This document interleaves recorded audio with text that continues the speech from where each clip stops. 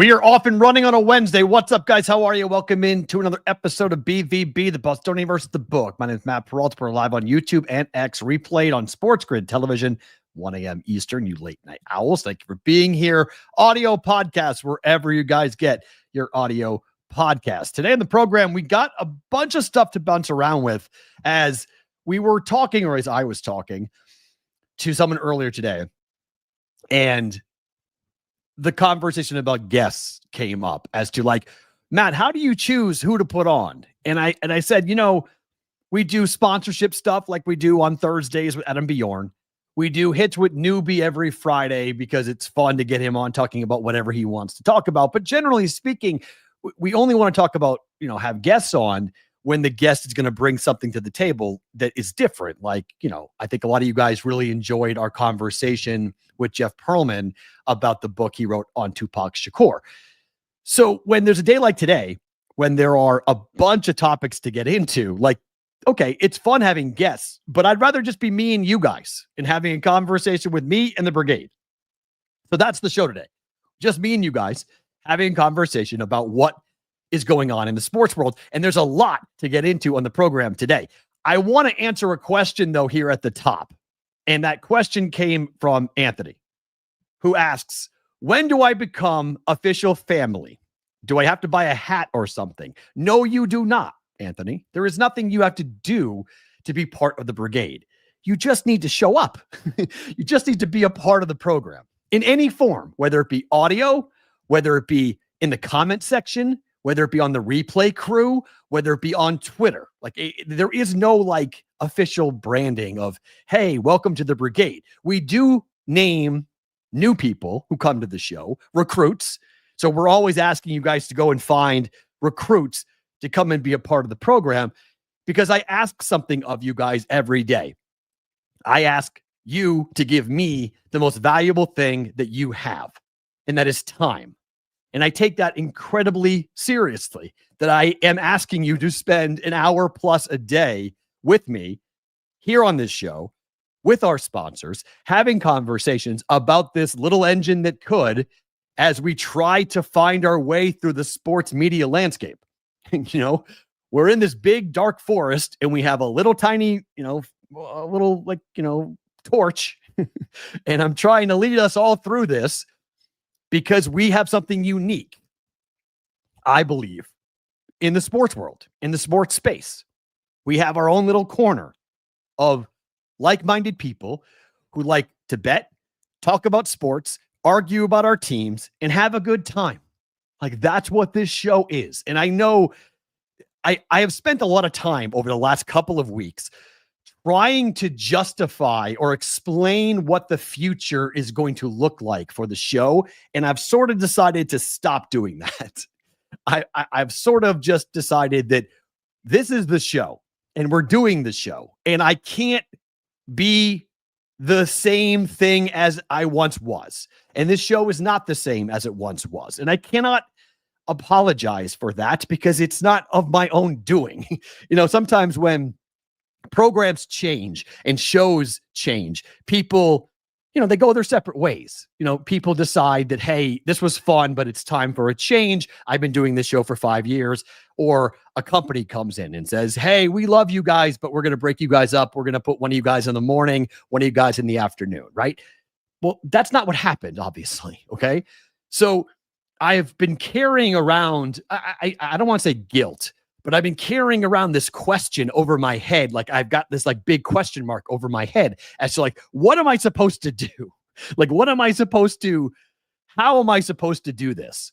And I feel like I have been not sleepwalking, but I feel like I haven't been giving the respect to you guys that I should be, the thanks to you guys who are still here. Because I didn't know who would still be here. I didn't know what the audience would look like in the wake of Dave's passing.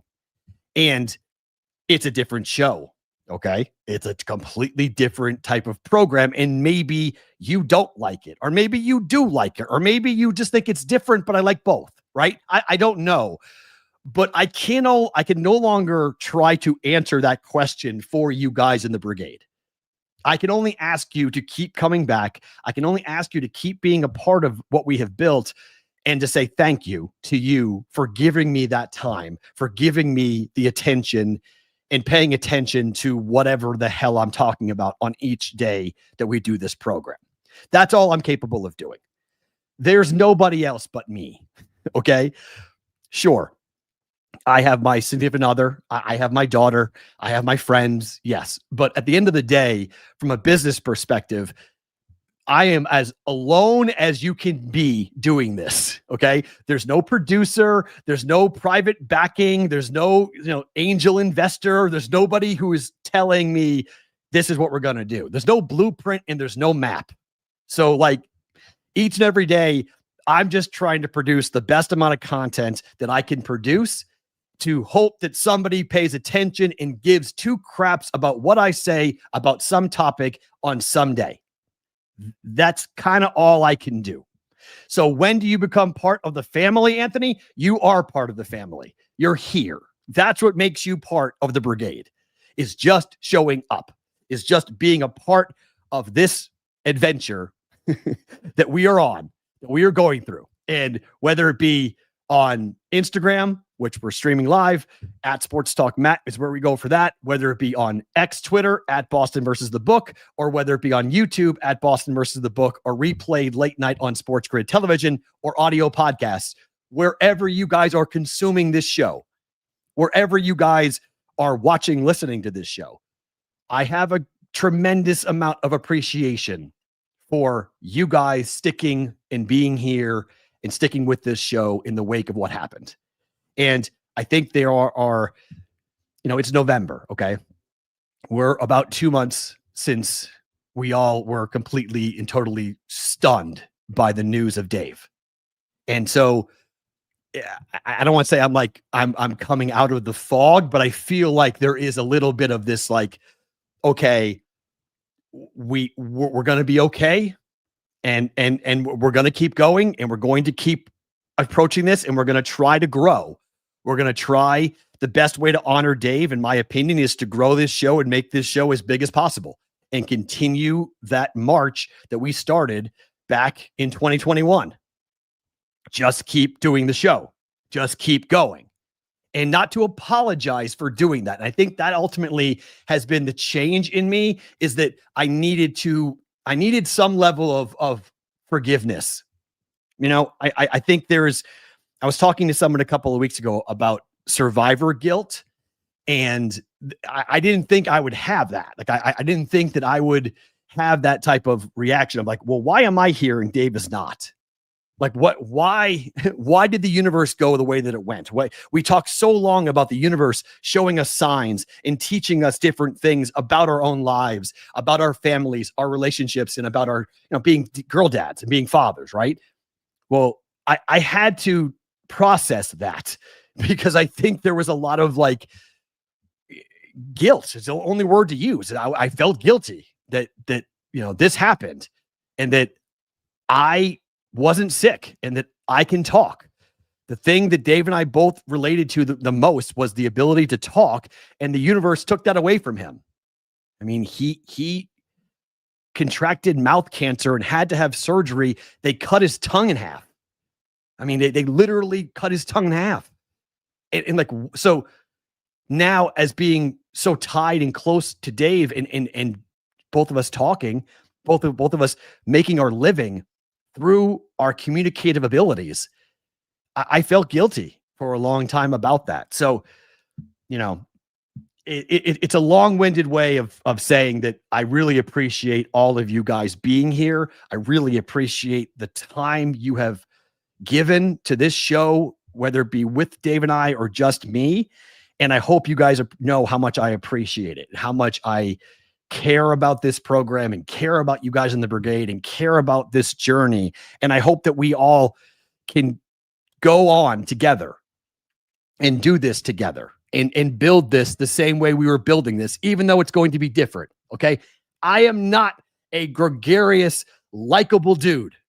That is not who I am. All right. I understand that. I am well aware. I am self-aware of the asshole that I am.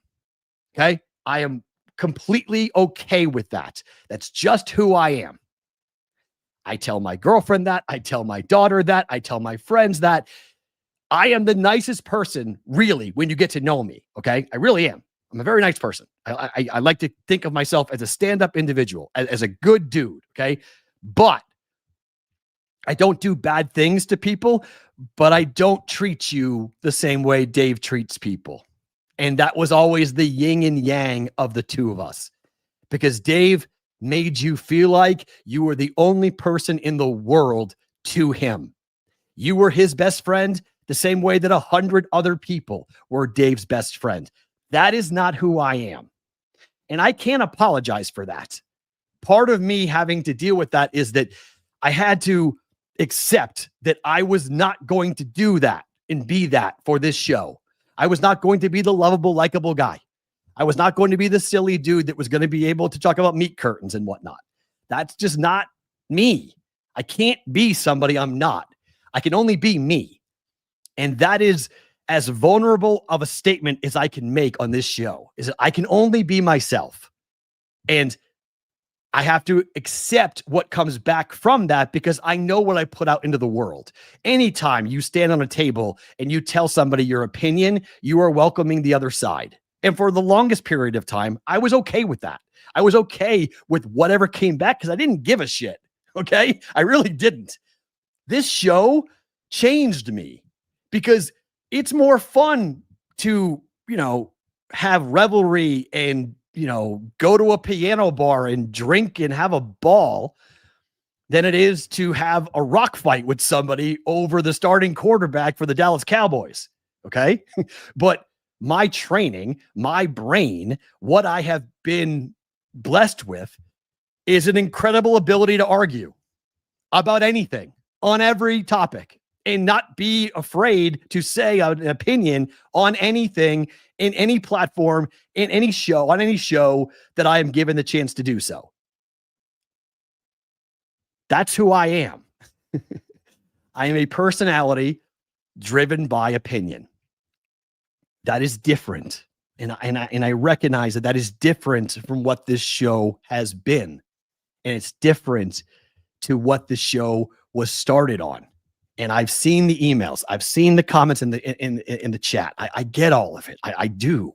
I fully understand the differences that happen. So that's the last time I'm going to do that. But I had a conversation this morning with somebody about the show, and it was a sponsor who wanted to kind of know the differences of what the show is going to look like going forward. And I found it really interesting, the questions that were being asked about, like, well, what's your vision of the show? Like, what do you think the show is going to be going forward? Because if we sponsor the show and we get involved with you guys, what does the show look like in the future? Like, we know what it was, but what will it be? And I didn't have a great answer. I didn't have I'm going to admit, I didn't have a great answer to that question. And I felt like, well, I better get my act together and I better be able to answer that, because what the hell am I doing? If I can't answer that, what am I doing? If I'm not the pilot of this plane, if I don't know where we're going, if I'm not flying the plane and I'm a passenger, back with you guys in the plane, that's a problem. That's not what this is supposed to be. And it hasn't been that way for my whole career. And so I kept on asking myself, I have been a host in places like Boston, Houston, Kansas City, I've been all over the country, Des Moines, Omaha, Huntsville, Virginia. Like, I've hosted programs where it's been just me. It's been the Matt Peralt Show, or the Big Show with Matt Peralt, or Pushing the Odds with Matt Peralt, nationally on radio, on Yahoo Sports Radio. Like, I have been the focal point of my content for most of my career. And then this show changed it. This show changed everything. And it was taken away. And I think I was really flat-footed from that. And I guess the statement is like, I'm back. Okay? I'm back. I'm grabbing the wheel and we go. It's going to be different, but I'm not going to apologize for it. I'm not going to apologize for the show being different. I'm not going to apologize for what happens with this show going forward, because there's nobody else. Okay. There's nobody else. There's nobody behind me. There's nobody in the back. There's nobody supporting the show. There's no money there that, hey, Matt, do this because we're going to pay you to do that. No, there's none of that. It's me and it's you. And that's all we got. And for right now, that's all I need. Okay? Me and you. It's all I got. It's all I need. Let's start the program. Sorry for the rant. It's time for the opening line.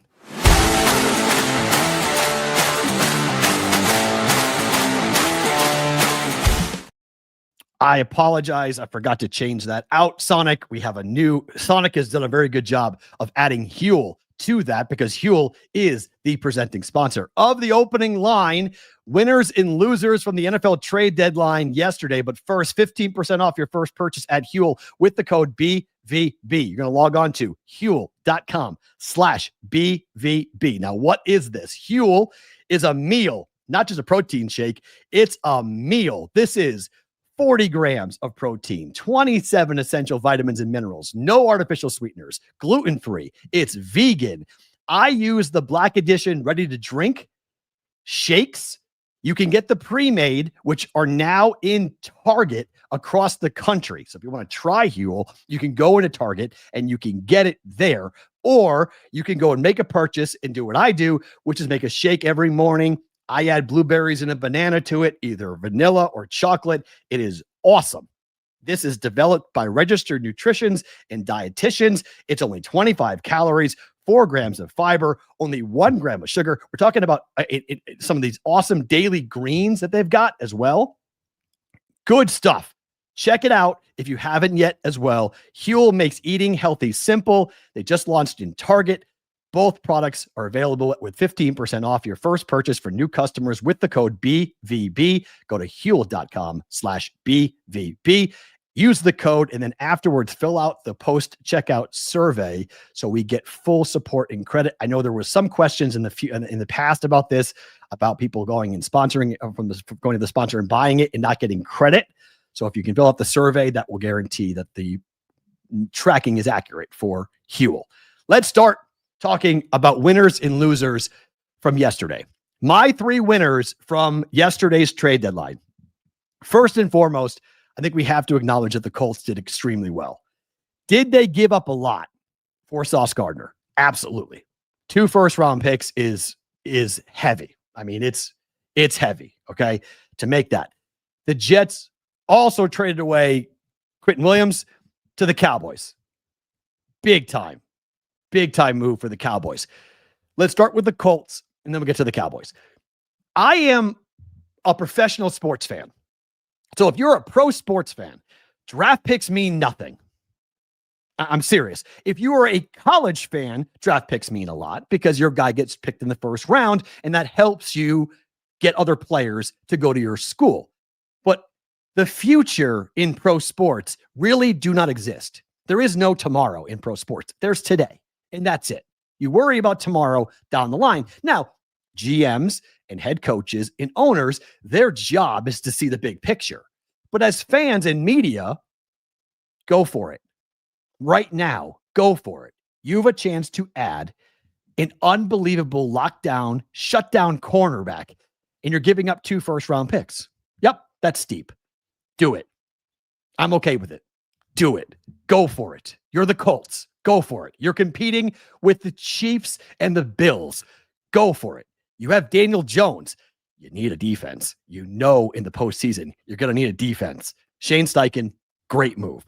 On the flip side, on the other side, Jerry Jones, everybody's talking about the Micah Parsons situation and saying, okay, you basically gave up Micah to get 2 picks back, a player from the Packers, and then you turned that essentially into taking one of those draft picks, the better of the picks, by the way, and sending that to the Jets for Quentin Williams.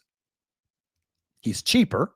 He's a little bit older, but he's an interior defensive lineman versus a defensive end. And there is a theory going on in the NFL right now that you pay for offense and you don't pay for defense.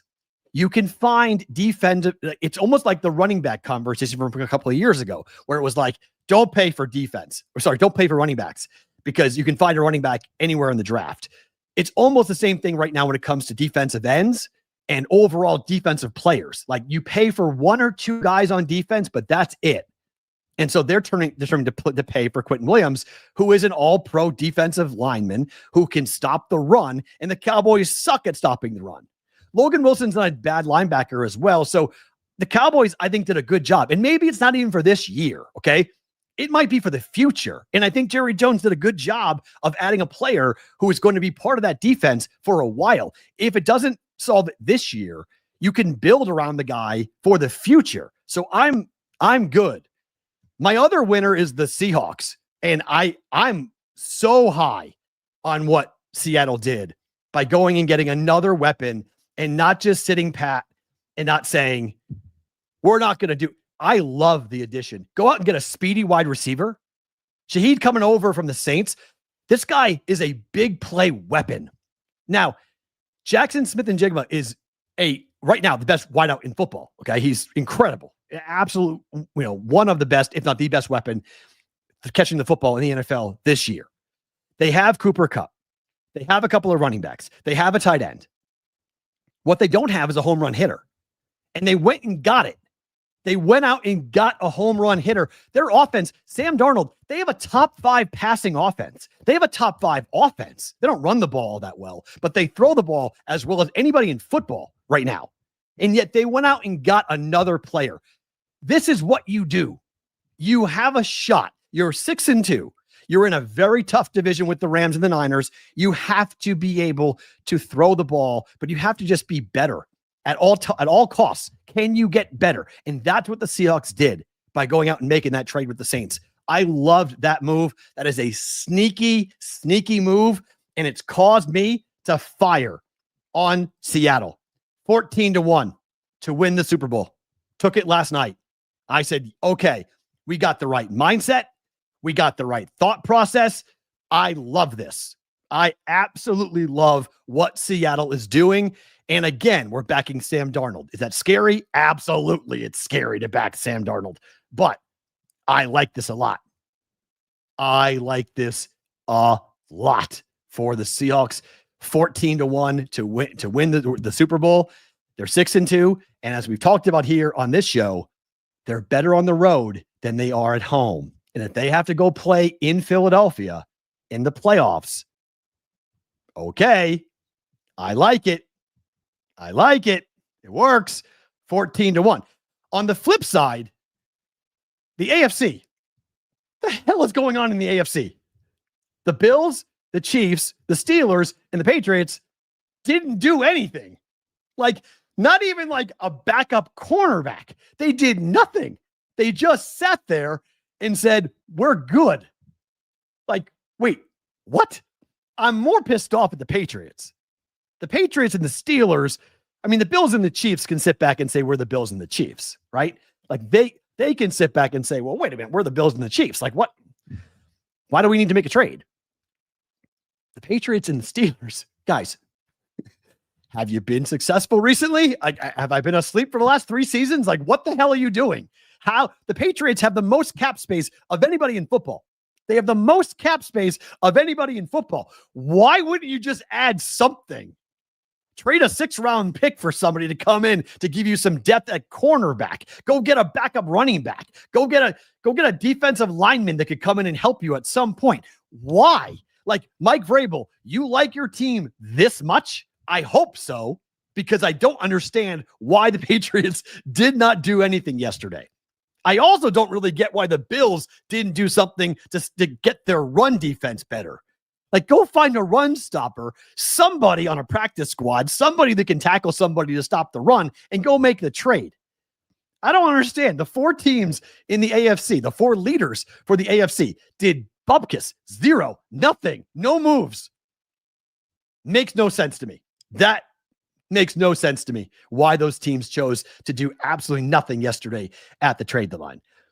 The Bengals. Look, if we're going to fire Zach Taylor, okay.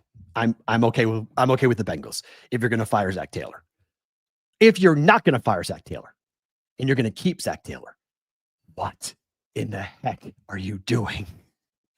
I know you're paying some really big players, okay? And you're waiting for Joe Burrow to come back. I understand that. But why wouldn't you just look to move some players to get draft picks? You're going nowhere. You know you're going nowhere. Move off of whomever, Trey Hendrickson or anyone. Move off of somebody. Go and stockpile draft picks. Try to find a guy you can hit on. A 5th round pick, a 6th round pick, a 7th. I mean, somebody. Try to just get more draft picks for next year because you're not going anywhere. You stink. Your defense stinks. It's worse. It's the worst defense. It's worse than the Cowboys. Bengals defense is horrible. How do you score over 35 points in 2 games and lose? They're the first team to do that in the history of the NFL in back-to-back weeks. Score over 35 points and lose. How do you do that? And then at the trade deadline, you don't do anything? You do nothing. You nothing? Sure. And then finally, my Rams. Like I have been higher on the Rams than most people. I like the Rams a lot. I like what the Rams are cooking. I'm tempted to take them to win the Super Bowl as well, but I got to see the whole path. I like Seattle. I mean, it could be Seattle and LA. That could be your Super Bowl in San Francisco, which would be crazy. That would be wild to have the 2 teams and then you meet in the middle to play the Super Bowl. That would be awesome if that happens. Sorry, East Coast. I'm on the West Coast, so I can be greedy. But like, nothing? We don't do anything? Nothing? Really? Like, come on, man. Why? You allow Seattle to get Shaheed to go back with Clint Kubiak so you know that guy knows how to use him. He's got Sam Darnold. I don't understand. We're doing nothing? Zero? That was frustrating. If I'm a Ram fan, I'm angry at that. Like, you had a shot. You had a shot to do something. I don't know. Oh, sorry. They can't play each other. Sorry. That's right. The 2 NFC teams. That would be an NFC championship game. Sorry. I'm getting too excited for myself. Thank you very much. Those teams can't play each other. Hi, Matt. I mean, I think there's going to be a lot of questions if the Rams fall short as to why they didn't do something at the deadline. Why didn't they do something at the deadline? I don't know. I forgot. See, I'm 48. Back in the day, the Seahawks used to be an AFC team. I'm showing my age there. Seahawks used to be an AFC team. When I was growing up, the Seahawks were an AFC team. So I'm reverting back to like 2005 before they moved. But yes, the Bengals should have already fired. They should have already fired Taylor, but they're not going to. Anytime I say on Twitter, why haven't they fired Zach Taylor? Like, what's going on? The answer always is, well, the Brown family, they don't pay anybody not to work. So they allow somebody to work out their contract. He has 1 year left on his contract, so he'll work next year, and then Zach Taylor will be fired, which I think is so stupid. It's the NFL. I mean, come on. Really? Money? That's what we're going to be tight on money? You gave Joe Burrow, T. Higgins, Jamar Chase, and Trey Hendrickson brink trucks. You paid them all. And then you have no money to play a defense. You paid those 4 guys, so you have no other money left over, and we're going to nickel and dime on the head coach? Come on. That's brutal. That's brutal. If I start talking about the Houston Oilers being in contention, yeah. Houston Texans, my bugaboo team. I can't get them right. So, winners to me, Colts, Cowboys, Seahawks. Losers, the 4 leaders of the AFC, Patriots, Steelers, Bills, and Chiefs, Bengals, and Rams. Don't understand. Go for it. Moral of any trade deadline is go for it. Go for a championship. Try to make your team better. And I don't blame Patriot fans for being angry. Again, Bills and Chiefs fans, you guys can just say, well, look, we're good. Steelers and Patriots? Come on, guys. What are we doing? That was a big miss. That was a big disappointment, a big miss. We'll see if it comes back and bites the Patriots and the Steelers, who are both having pretty good seasons. Let's talk about last night.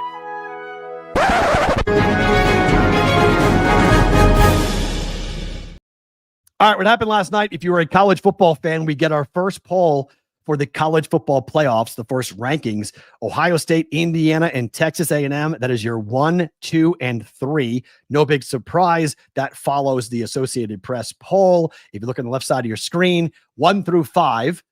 AP rankings, Ohio State, Indiana, A&M, Alabama, Georgia. That is the same with the college football playoff rankings of Ohio State, Indiana, A&M, Alabama, and Georgia. It does differ 6, 7, 8 it's Oregon, Ole Miss, BYU. It's Ole Miss, BYU, Texas Tech for the rankings. Oregon is 9th in the rankings. They are 6th in the polls. Notre Dame is 10 in both the AP rankings and in the poll. The playoff bracket, if we had the playoffs starting today, which we don't, but if we did, this is pretty good. BYU and Notre Dame. The Mormons against the Catholics at BYU. Notre Dame would be on the road to BYU. Okay, sign me up for that game. Virginia's going to get smoked at Ole Miss, so that's a boring game like last year. Memphis will get annihilated at Georgia. That's annoying. But Texas Tech and Oregon? Oh, okay. The Ducks have to go to Lubbock, Texas. Love that. Then you got Lubbock, most likely, Texas Tech. I think they would beat Oregon. Ohio State hosting Texas Tech is a great game. Alabama, Georgia, for the 15,000th time, those two teams play. Indiana against Notre Dame. Tell me the state of Indiana would not shut down if Notre Dame had to play on the road at Indiana. Now, winning in Provo would not be easy. BYU is good luck winning a playoff game in Provo if you're the Irish. But if they were to get there, to go on the road to Indiana would be an absolute barn burner. And then Ole Miss and Texas A&M. I still have Texas A&M as the best team in college football. I still think they're my number one. I have A&M 1, Ohio State 2, Indiana 3. But Indiana's in the conversation, okay? Cignetti's going to keep on wrecking people and running the score up and keep on covering these big numbers. So Indiana's not going anywhere. This is going to be fun. I think if you're a Hoosier fan, don't you almost want it? Don't you want the Irish in your backyard, in your building at Memorial Stadium? Notre Dame would have to go to you after all of the years, after all of the shit that you have taken over the years from Notre Dame fans about you guys being a basketball school and that you're not a real football school and that the Irish, the Golden Domers, touchdown Jesus, we play real football. You guys just sit there and play basketball. Go play that bouncy ball thing. We play men's sports.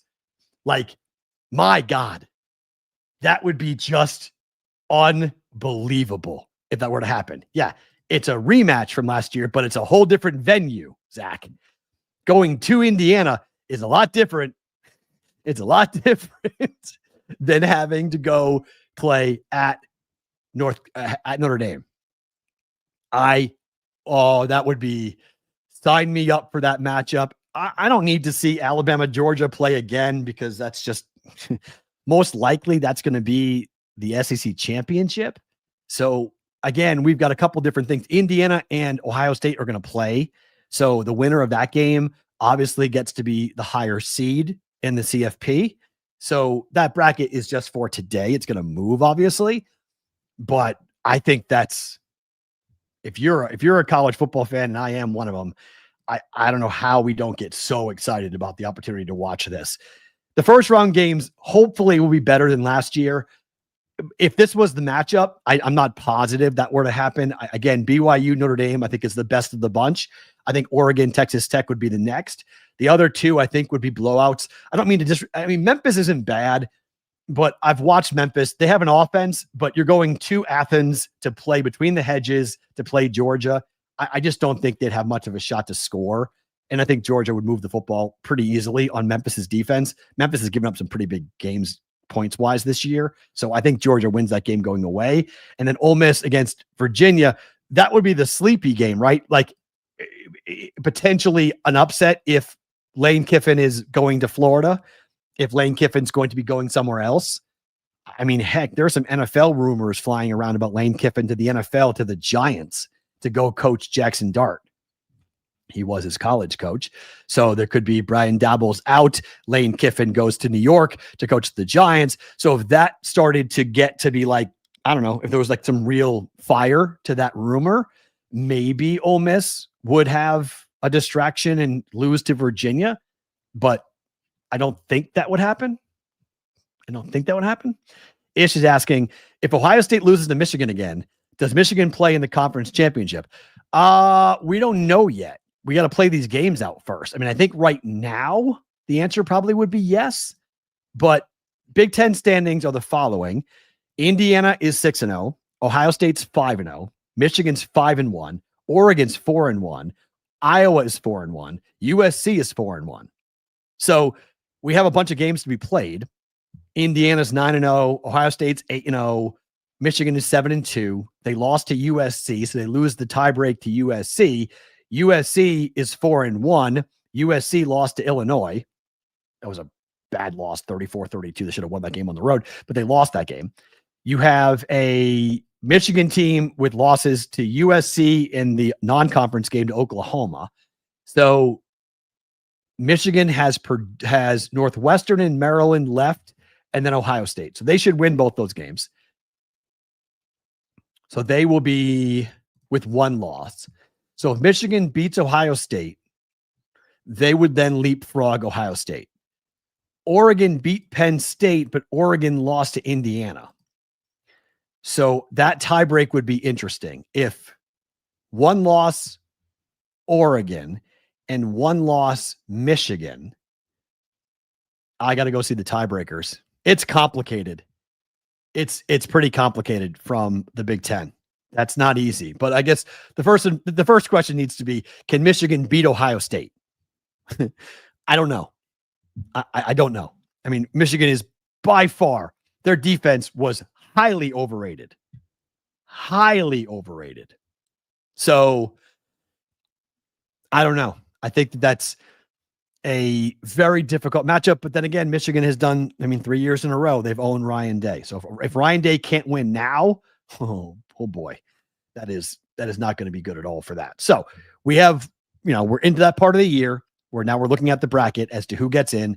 The last point to make about this is just, the last teams to get in, the final teams to get in from the 12 seed. The group of 5 team is Memphis, which I think it's probably going to be Memphis. But they're ranked 22nd in the AP poll. So again, it's the whole inclusion of a group of 5 team that gets people kind of sideways. It was Boise State last year. It's Memphis this year. Memphis is not going to get the Boise State treatment, clearly, with being winning the Mountain West and getting a bye.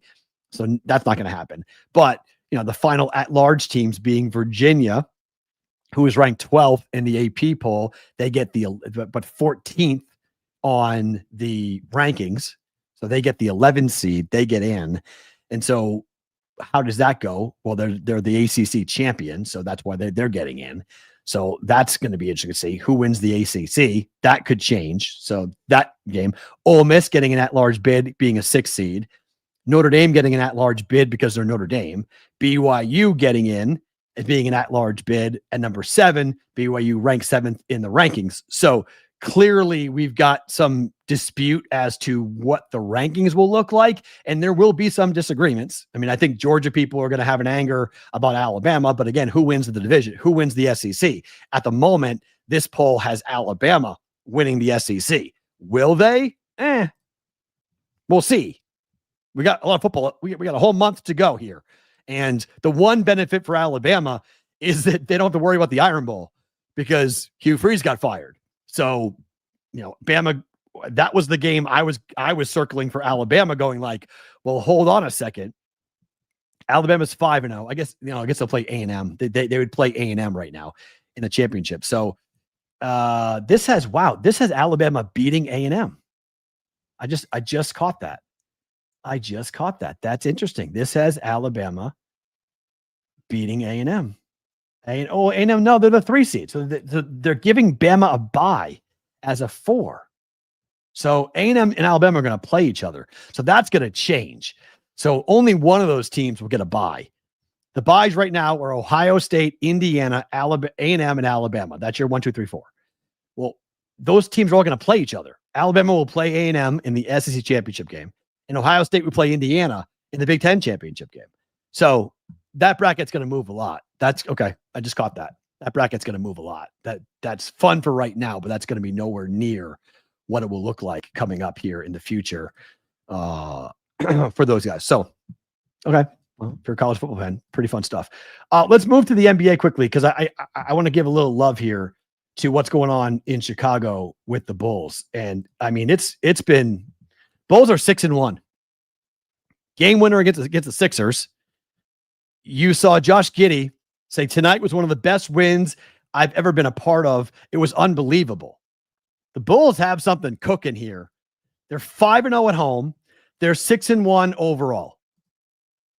Nothing to go crazy about. Just something to pay attention to. If you're betting the NBA, that's a surprise. Okay. That's a team that not everybody expected. You know, they had a good end of the year last year, but I think the Bulls being 6-1 and coming out and having this start and Josh Giddey playing the way he's playing. I mean, Billy Donovan, you got to give the Bulls brass some credit. Billy Donovan, they wanted him fired at multiple points over the last couple of years.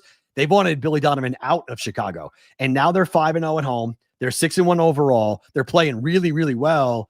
And I think you have to go, if you're a Bulls fan, you got to go, okay, we got something in a moment, off to a really good start. Giddey is playing amazing. He's hitting 45% from three. He's been outstanding. So I think if you're a Bulls fan, you got to be excited about the start, and you got to think, okay, it's early. We're only 7 games into the season, but 5-0, they haven't been 5-0 in forever at home. Dating back 20 years. It's been a long time since we've seen this. And Giddey's a really good player, and he's developing and he's stepping up, and he feels like he finally has a home. He feels like he belongs somewhere now. He feels like this is his city. He feels like he's part of something. And Billy Donovan's been really good so far. I mean, that's 6-1 is 6-1. They're shooting the ball really, really well. Big come from behind win last night against the Sixers. Bulls are now 6-1 on the season. See, here we go. Big dog. They'll still somehow derail towards the end of the season. Oh God, that's brutal. Yeah. Last time they were 5-0 at home, 96 Bulls. They were 5-0 to start the year. It was 96 Bulls. 5-0 at home. I think it's even farther back than that for them to go ahead and do that. So, but Big Dog is not being very nice to the Bulls fans. Let the Bulls fans enjoy it for right now. Here's the latest on the UFC betting scandal. And we will continue talking about this over the next couple of weeks as we see more and more. Dana White did talk about it yesterday, went public that yes, the UFC was aware of what happened over the weekend. They were aware of what was going down, and they also were working hand in hand with the FBI. Even before the fight happened, there was significant movement. The bet monitoring service that the UFC uses flagged it. Dana White says that they were on the phone with the lawyer and the fighter himself about what went on and everything that was happening, everything that was going on, everything that was big that was going on around the fight. And that the first round submission was a huge prop bet that everybody was betting. And Dana White said he asked the fighter point blank, what's going on? He goes, I'm going to kill the guy. And then it was a first round submission. And it was, according to the broadcast team, white belt type stuff that the guy lost. So Dana White was then back on the phone with the FBI. And he said yesterday publicly that, they're going to throw the book at anybody that they find out is doing this because it's the integrity of the game. And like we talked about yesterday, low-level UFC fighters are the perfect mark for a fight fix, like the perfect mark. They don't make enough money. They just don't. If you're someone who can come in and give them, hey, I'll give you $70,000, I'll give you $100,000 to go ahead and throw this fight. Well, that throws up red flags. Because we go, wait a minute, if you're going to give the fighter $700,000 or $100,000, how much money do you need to win to justify you cutting the fighter that type of check? $16 million in handle was reported by Hard Rock. Just one book on this fight. I'm going to say this again. If you are a book and you're taking $16 million in handle on a low-level prelim fight on a Vegas fight night, you get what you deserve. Why are we taking that type of action? You guys have heard on this show for years about different books, bookmakers, and bookies who have come on this show and who have talked about, if I'm getting hammered with a prop that doesn't look right, I'm going to pause the betting. I'm going to say, wait. If this was happening in Las Vegas If this was happening here at the South Point or at Circa or another book, and there was $16 million at one shop being bet on one fight at the Apex, not a UFC pay-per-view card, not a headline fight, a prelim fight of a fight night card. If $16 million, as Hard Rock reported, if that is what their handle was on that fight, you get what you deserve. Why are we taking that much action on that type of fight? That is 100% correct, Whitrock. That's a you problem. I don't understand why you would put yourself and give yourself that type of liability and leave yourself open for impropriety. Now, they all reported it. And for the most part, Caesars and other books have refunded all the bets. They just said it was no action. But there's like three different ways of thinking this. Like, one thought is you take the bets, because when you take the bets, you can then turn around and report it to somebody, to the FBI and whatnot. And then when the person comes to collect, you can then arrest them. Okay, that's one thought. The other thought is it's all electronic now, not here in Vegas, but it is everywhere else, where it's just going to be on the app. So you can turn around and just, void the bet, right? You just go ahead and void it, and it's easy. So it's quick. It's a transaction. It's not hard to do that. And the other thought is we need the liquidity. We want that type of action because it helps the entire card. It helps the liquidity of the entire market, of all markets, for the card. So we're good taking that much handle because we can offset it with other bouts and other bets. Regardless, the books are complicit in some form or fashion here, either creating a situation in which the gamblers are going to be caught, or they're trying to get rich because they think some chump is coming in and knows nothing. And all of a sudden that chump knew something. And now they're with a massive red number and a huge liability on a low-level UFC fight that has now set up alarm bells across the UFC, across combat sports, and across the sports betting industry as to who knew what when, and who was involved, who set these guys up, and who's getting arrested. Because someone's getting arrested. Dana White said it yesterday. Someone's getting arrested for what happened. It may be the fighter himself, but somebody's getting arrested for what happened here. But I was stunned at that number. 16 million at one shop. I would love to find out how much money we're talking across the board. Would love to find out what Vegas shops were taking. How much money were the Vegas shops taking? Because 16 million on that fight, give me a break. No way. It is a Wednesday, so that is time for Evan Abrams. His Action Network Week 10 primer is out. I read it so you guys don't have to. I pull out the nuggets that you guys can go ahead and use. Let's start with the Lions and Jared Goff. The Lions are laying 9 points on the road against Washington coming up this weekend. Jared Goff and Dan Campbell, off of a loss, have won and covered 12 consecutive games in a row. They're 21-8 over the last 29 games, but dating back to November 1st of 2022, 12-0 against the number, 12-0 against the spread. That's the best of any team over the last 30 years. I'm not saying it's a smart move to lay 9 points on the road in the NFL. I'm not suggesting that at the moment, but the numbers would indicate that the Lions are going to take apart the Commanders without Jaden Daniels. They're going to destroy Washington on the road coming up this weekend.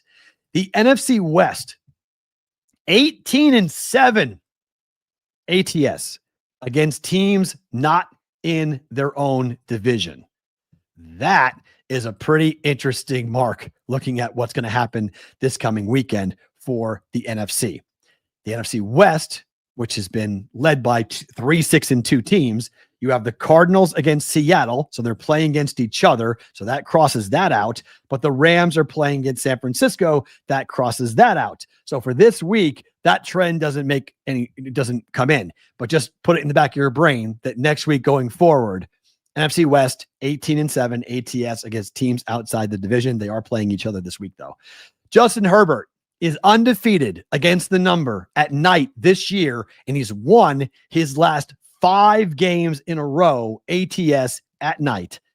Chargers, Steelers, Sunday Night Football. Chargers are at home, and the Steelers, again, are dogs. This is not a normal thing. We'll talk more about this a little bit later on tomorrow when we have Adam Bjorn on for a Bet Chris Arizona Thursday. What do you do with this? What are the pros doing with this? Because the Steelers, dogs again, but they were dogs in back-to-back home games. They lost badly in the first matchup and then wrecked the Colts last week. Now on the road, Mike Tomlin's good in primetime. Mike Tomlin, in fact, on Sunday night, Mike Tomlin is great on Sunday Night Football. Yet the Chargers and Justin Herbert have done very well under the bright lights. Something has to give. Thursday Night Football, the Raiders might be in trouble. Teams off an overtime game versus a team that is not off an overtime game. On the road on Thursday Night Football, the Raiders in this spot, teams are 6-21 straight up and 4-23 against the number. Raiders are catching 9.5 points, however. Doesn't that seem extremely heavy? Like, that seems really heavy. 9.5 for a divisional game? Like, this is where I think the books are daring you to lay the points because they know everyone's going to bet the Broncos because it's Geno Smith and it's the Raiders and it's the Broncos defense and it's Bo Nix. I don't know, man.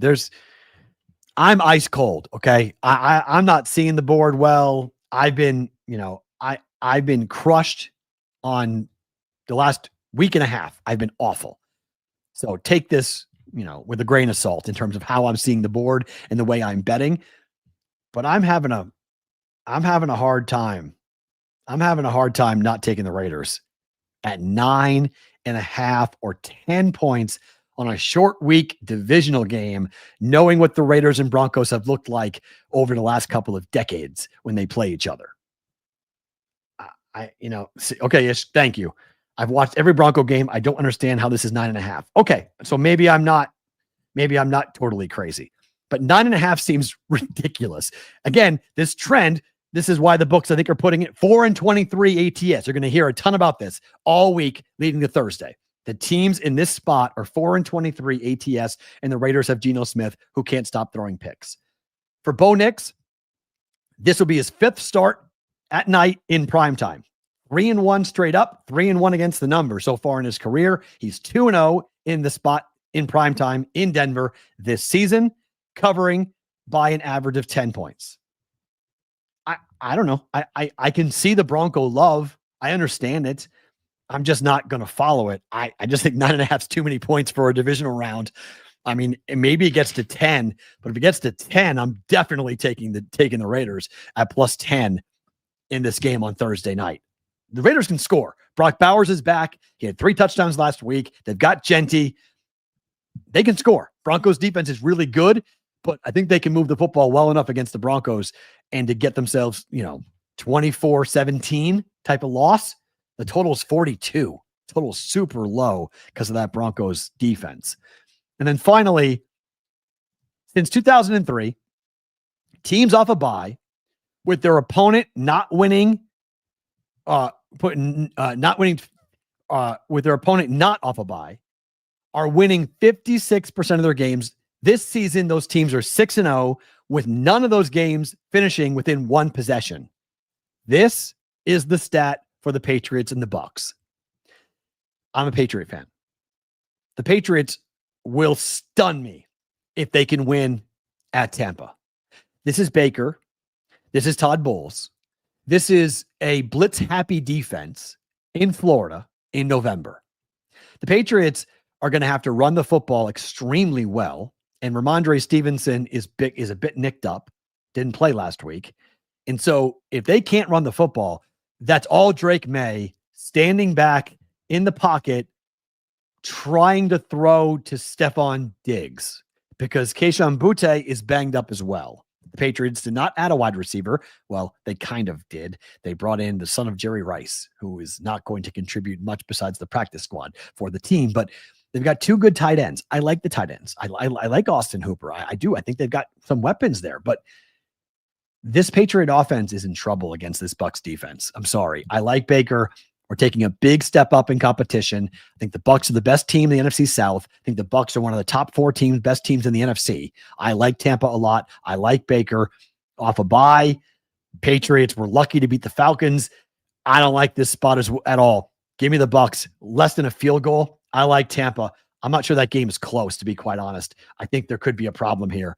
Patriots, they're due. They are 100% due for a stinker, for a clunker. They're 7-2. They beat Tampa at Tampa. The MVP talk gets real.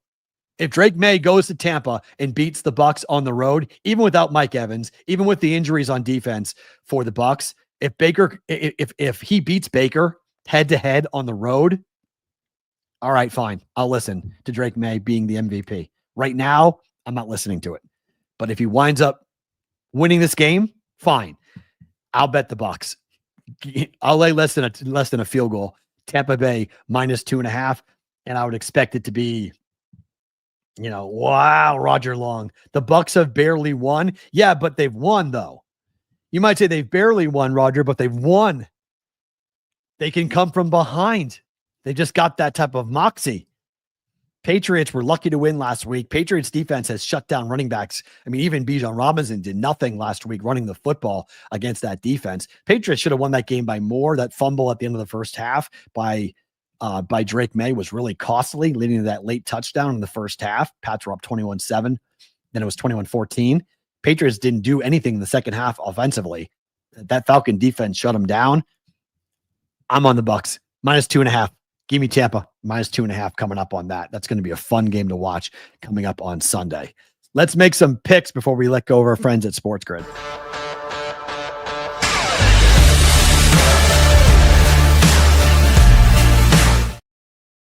Time for Just the Picks, being brought to you by the Betting Pros Prop Bet Cheat Sheet. If you guys haven't gone and checked it out, go to bettingpros.com/props or go to download the Betting Pros app wherever you guys get your apps. Prop Bet Cheat Sheet, compare lines with daily NFL projections. It's the same thing for the NBA as well. If you're looking for that, you've got different types of metrics, positive EV, hit rate. You can also take a look at the percentage, 5-star plays, 4-star plays, all listed. You can search through different types of VIG, different types of numbers as well.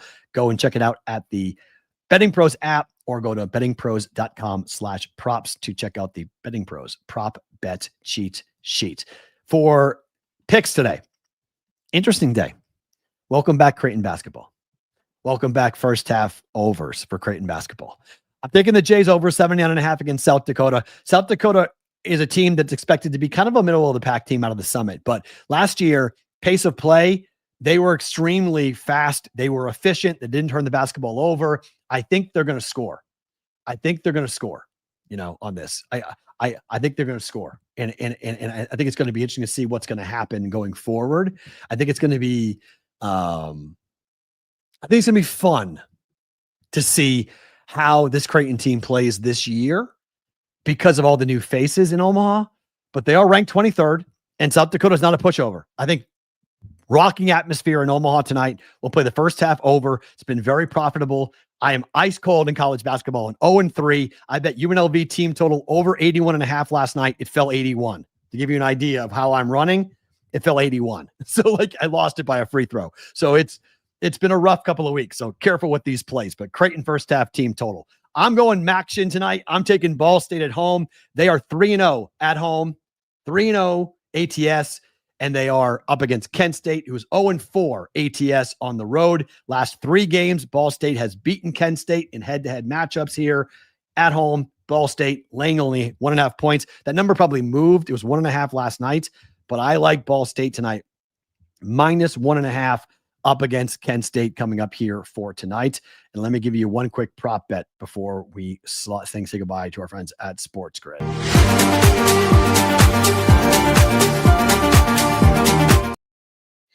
If you want a prop bet, I'm going Lauri Markkanen under 27.5 points and assists tonight against the Pistons. He didn't hit it in the last game. That broke a 5-game streak in which he had gone over this number, but he only averages about 3 assists per game. So as long as he doesn't go nuclear from the floor against the Pistons tonight, we're going to go under Markkanen, under 27.5 points and assists up against the Pistons. If you guys are watching on Sports Grid, thank you for being here. We appreciate it. If you guys are with us live on either YouTube, X, or listening on the audio podcast, don't move. Bonus time hits you now.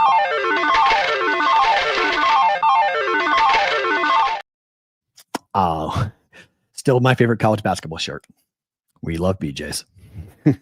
Which this new like lineup, like you can see the Jays thing now. It's like I've kind of figured that out. So we can the Jays logo is on the screen now, which I kind of like. That's cool. See that? That's the old school OG Creighton logo.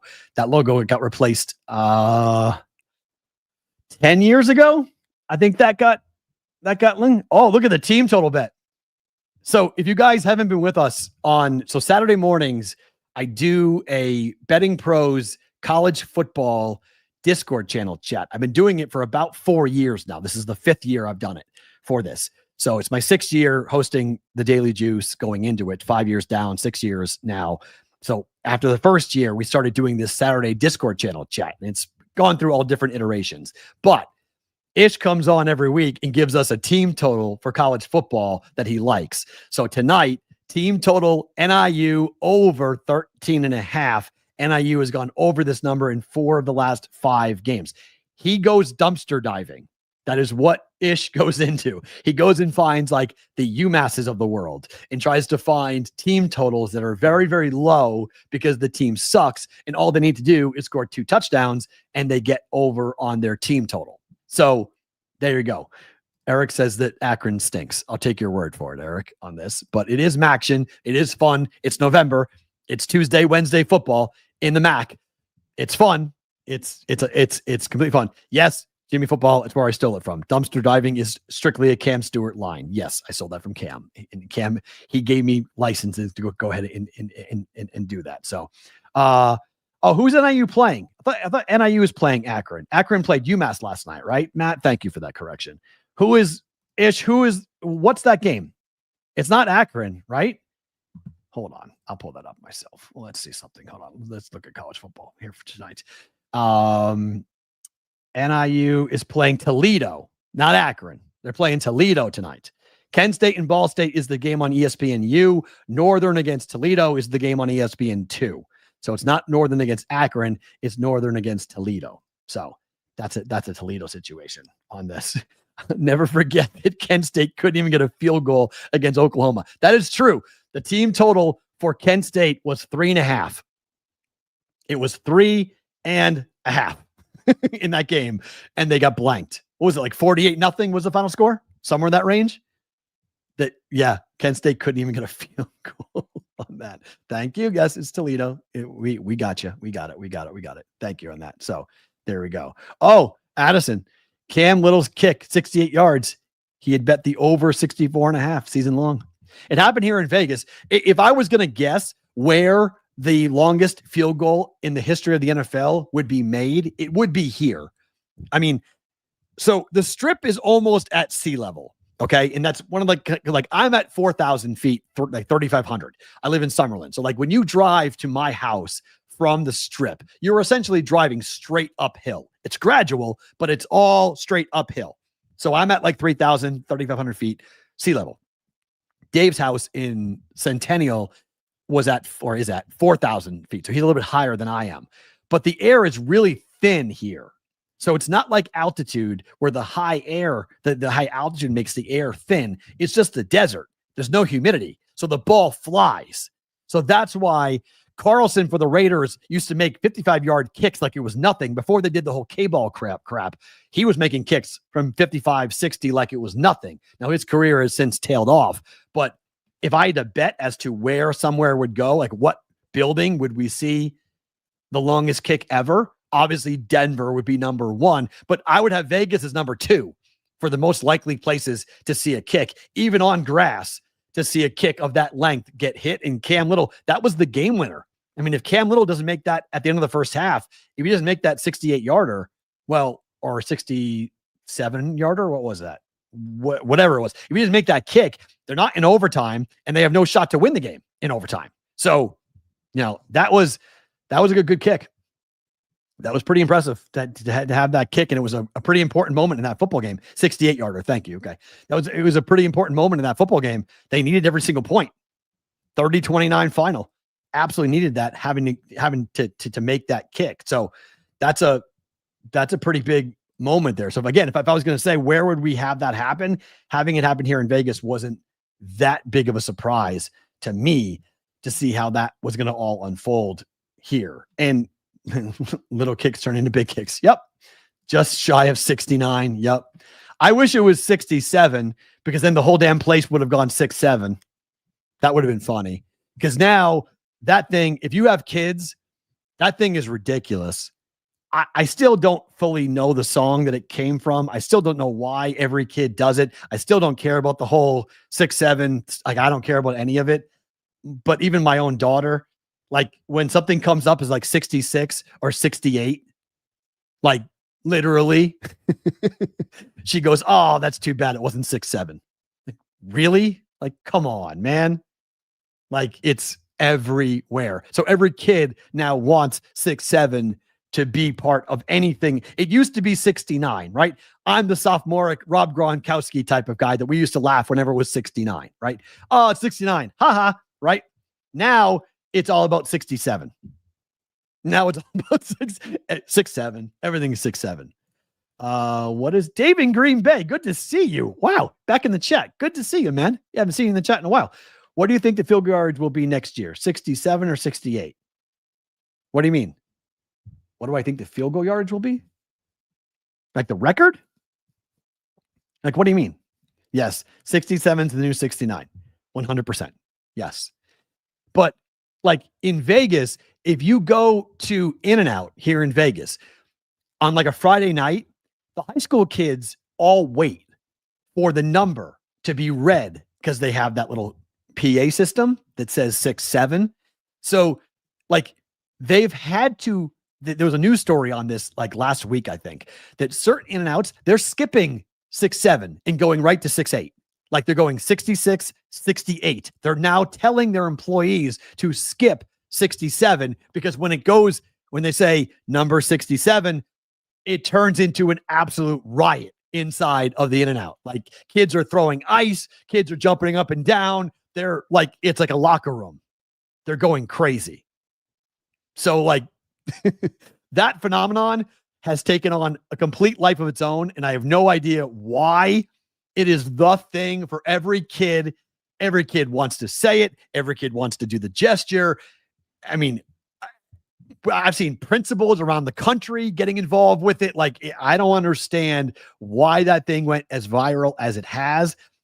Teams are missing the point after on purpose to make it 6-7. I don't know. Maybe. But in your era, Anthony says we would run around saying 1738. What's 1738? I don't know that. We just said 69. Yeah, Dom, I'm with you. We would just say 69. That was our joke. Yes, we're sophomoric. Yes, we're, immature, but that's what we would say. We would say 69. And then Rob Gronkowski, 69 at least meant something. Yes, it did mean something. I mean, technically 67 means something. I mean, it means something a little bit. It's from a song.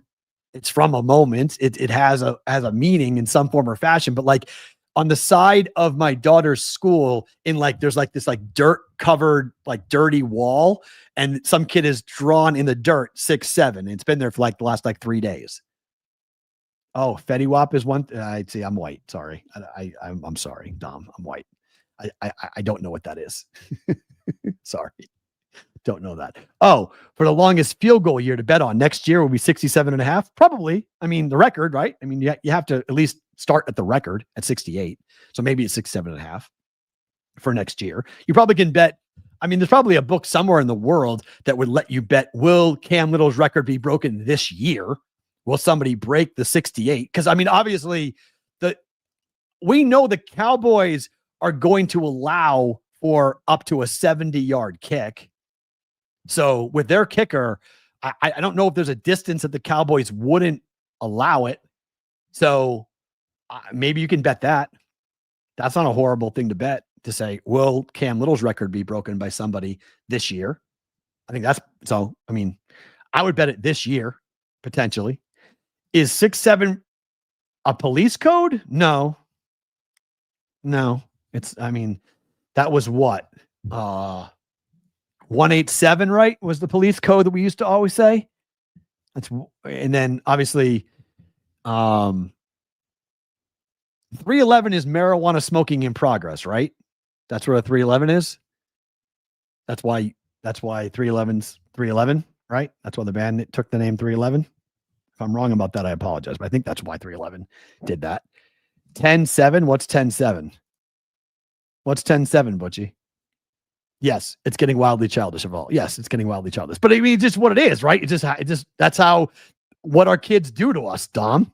Like our kids are making us have conversations about numbers that we found. I mean, I'm a numbers guy, right? 2, 4, 7, 14, 21. Those are my numbers. I have lived by them my whole life. So like I'm a numbers person. So like when people are obsessed about numbers, I'm interested. Oh, 187 is murder. What did I say? Did I say 187? Did I say that? Or did I was wrong about that? I think 187. Yeah, that's the police code. Star 67, your buddies to prank call. What does Star 67 do? Yep, 5150 is Criminally Insane. Nice album by Van Halen for those kids who weren't born in the 80s. 5150 is a great album. That's a great album. How long till teams ban the use of 6-7? That's an interesting idea. Because why would they ban it, Ish? Why would they ban that? There's nothing wrong with that. It's not inappropriate. Like banning somebody from wearing the number 69, like Gronk, I can understand that because of the sexual innuendo to that. So I understand why you would do that. Why would you ban 6-7? Oh, Star 6-7 blocks callers. I didn't know that. Star 6-7. That's right. Star 6-7 does block callers on landlines, not on cell phones, but on landlines. We're showing our age, Brooke. That's my 26-year-old has no idea. Well, that's good, Alan, because your 26-year-old has a life. Good. That's good. They have no idea what's going on. 311 was public nudity. I thought that was marijuana smoking in progress for 311. I can't remember. I should know that. I've seen 311 so many times. They're from Omaha. I should know what their name is. It's not because 311 went through the whole thing because the K is the 11th letter in the alphabet. So the bad side of 311 was the fact that the 3 Ks. That's not good. So that was always the bad side of it. So I thought it was marijuana smoking in progress. So maybe it is public nudity. Maybe I'm wrong. Somebody can Google that. Different states have different codes. All right, that would make sense. Oh, look at that. Look at you. Look, I'm all mixed up on that topic. Look at you, Sonic. I need the bump on that. If you're a 311 fan, you understand that joke. That is an inside joke coming up on that for sure on this. I forgot to put that. Hold on. I need to grab a picture. I forgot to grab a picture for my favorite thing about today because it's absolutely fundamentally one of the craziest stories that social media and or the media in New England could not get enough of. Of course, it involves Tom Brady, and of course, it involves a really weird story. Tom Brady and weird stories, always hand in hand. Favorite thing about this.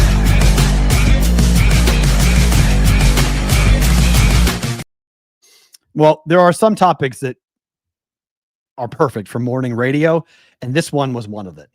Tom Brady has revealed that his current dog, Junie, is not the original. He has made it known that his current dog, Junie, is a fucking clone. Sorry, Will. The dog was cloned by a company in which Brady is an investor using blood collected prior to the first dog's death. Tom Brady has a cloned dog.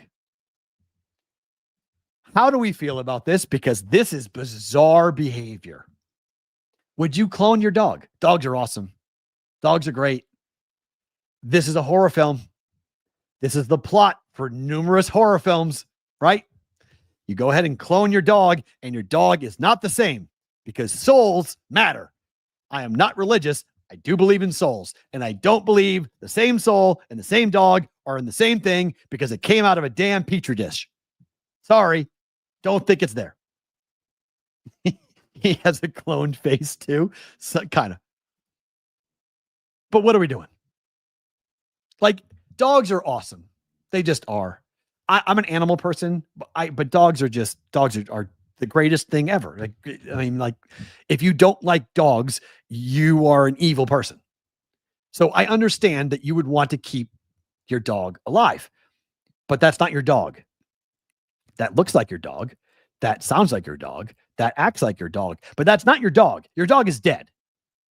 So you're going to replace, like, how often do you do this? Do you just keep on cloning the dog over and over again? Do you just keep, Cole said he'd do it in a heartbeat. Wow. How true is it? I don't know. Why would Brady lie about that? Like, why would he lie about that? I think it's, he just, I don't know. That dog has no memory of you. Good point, Ish. Dog's got no memory. That's not your dog.